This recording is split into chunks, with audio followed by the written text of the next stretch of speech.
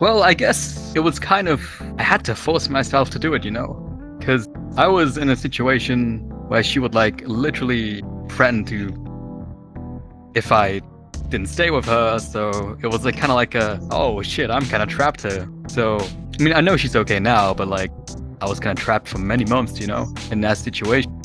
And eventually I just had to leave it. But, yeah, it was hard to do that because I didn't want to be responsible for anything, I have a lot of really bad breakup stories. The worst one was probably 2 relationships ago. My parents more or less pressured me into breaking up with my partner at the time. And it was just not so much because the relationships were bad, just because circumstances. What the? Oh my goodness, I'm sorry.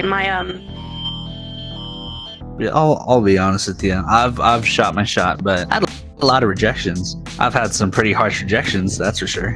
I do have one in particular, but I was led on by a girl, she said all like the really nice things. She's like, "Oh, you're so funny, ha ha ha." We went and we hung out and we did like date stuff. Like we went out and did all this. I want to say like 2 months in later, I found out through one of her friends that she was using me to make another guy jealous. Not just any guy, but her ex. And that shit hurt. I called her out. I was a mess because it was the first time I thought someone actually like gave a shit, and they lied about it completely. About as ugly as you could think of it. I wasn't thinking straight because she had like told me while we were there at the campus, and she's like, "Hey, listen, I know you're a genuinely good guy and all. She's playing you the fool, man. It's not good." I wasn't in the right frame of mind because I called her out on the campus, and that caused a huge scene. But yeah, no, there are definitely worse things than a no. Probably the hardest breakup was I was dating someone and she was incredible and she had to move away for work. We tried long distance, it sucked, and it just didn't work.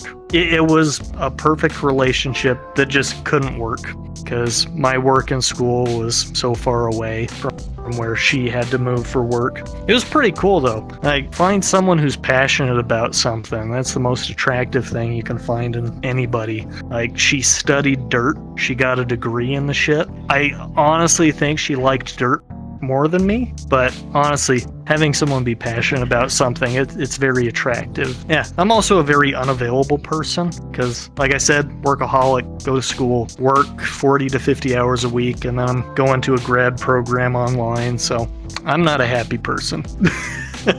My whole life is a sacrifice for the future, in a sense.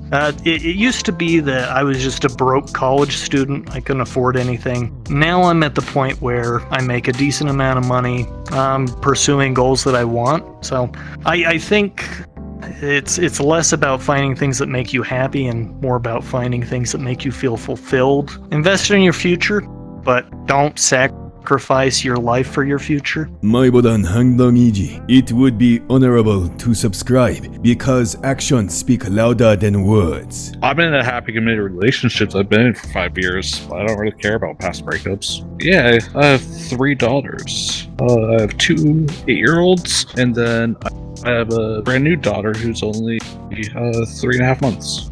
So no, it completely took me by storm when it first happened. I was 24. I found out I was going to be a dad. I moved to a different state right away so I could be there for my daughter. Yeah, it completely changed everything about what I knew as reality. I'd say like the worst one I had was like finding out I got cheated on. And like the worst part about it was like I knew the person that they were cheating on. So it was a friend of my mates, and all I knew was that they were friends or whatever. But then I find out, hey, I don't have feelings for you. And a week later, now they're dating. It's like, what? I mean, I was pretty hurt and I was pretty down for a while, but having like good friends really helps cheer me up. So that helped got me through it. One thing I've always thought to myself that people should do more is like, you gotta treat people how you want to be treated. I know it's like an old saying, but I like that about VRCHAT. I can find a lot of cool people. Because online, yeah, there's a lot of toxic people, but in VRCHAT, it's a lot better. So my saying is just don't be toxic, be cool. It's definitely made me more cautious. Ruin? No. Maybe it's because I'm like a really not a forgiving person in a sense, but I always like to be optimistic about how I look at things and other people. I mean, 7 billion people in the world, right? There's bound to be those that like are really nasty, okay, or really great. I just so happened to hit the one person that was like on the far end on the negative spectrum. You're gonna meet a lot of bad people and a lot of good people. Never let others destroy the confidence that you have in yourself. You know, with my personal experience, like it took a while for me to like pick myself back up, you know, because it was bad. But looking back now, I'm glad I picked myself up. I have a new circle of friends that I truly trust and I truly enjoy. So yeah, I mean, life will beat you down sometimes, but you can always pick yourself back up. This is one I regret breaking up with. Now, my last ex, she did that herself. She broke up with me over phone, but the last girl that I dated, we just weren't seeing each other a lot and whatnot because we were in school at the time. So we always had our schoolwork to worry about. We were in our senior year. We ended up breaking up like at the same exact time with each other over text. Like we both had something the same. We said, okay, we'll say it on 3. We both said, let's break up. And it was kind of cringy to look back after because I was like, fuck. I wanted to just keep my mouth shut and let her do it rather than just me. It was bad because like there was we didn't even give each other like any context over it. I don't know. I was just scared, I guess. I hate confrontation. I don't know why. I don't like it. It makes me uncomfortable and uneasy and whatnot. So basically, I was like in love with this girl, and after a year, she kind of disappeared. So like I texted her back, and she like replied me 2 or 3 days after. And she said, yeah, thank you for reaching me out. Yeah, I'm good, but I'm still in love with my ex. I'm sorry, bye-bye. Yes, that's definitely rough. After 1 year of the relationship. Yeah, I think I still love my ex. Okay, bye. Sorry for being a jerk to you, but bye-bye, you know. Because we were like friends for like 7 years. Around 7 years before we committed to the relationship. No. That's not how it works. Basically, if you betray me like that and you say stupid shit like this, I don't even consider you like me. You don't consider me like as a friend, because otherwise you will be reaching out on me instead of like waiting for me to reach out to you. You know, you should like call me instead of like texting me a fucking message after 2 days that I texted you.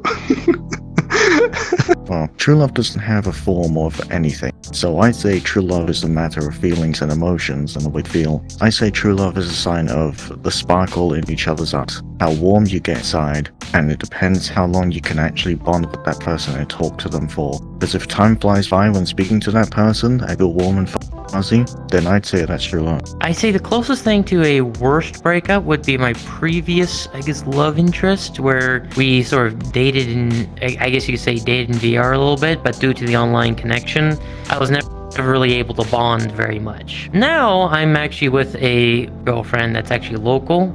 She originally did my hair, and that's going wonderfully. So she was working at a basically salon school and whatnot, and my dad originally took me there to get my hair cut, because the last place we went, basically she cut my hair and somewhat grew interested in me and whatnot. So now for the previous relationship, we met pretty much in the Black Cat. However, it didn't really pan out too well due to the online nature of this game. So I'd say it is a very risky and ultimately not a good idea, due to the fact that one important element of human relationships is contact and whatnot, actual physical touch. And well, with VR, we can go straight through each other and everything. So no matter how hard you try in life, if you like constantly push yourself outside of your comfort zone, you will reach like great result in no time, even before you realize it. I boosted my charisma. I'm doing the charisma build lately. I can say that. So basically, I was very introverted, and then thanks to VRCHAT and pushing myself outside of the safe bubbles, and now I can talk to everyone, like monologuing around. And even if like someone isn't committed to a conversation very much, I can like keeping talking even alone. I can I can do like the Shakespeare on my own. Just talking to myself. myself with a person listening to me. Kindness is contagious. When you are kind, you inspire others. Be the spark. Spreading kindness merchandise available now.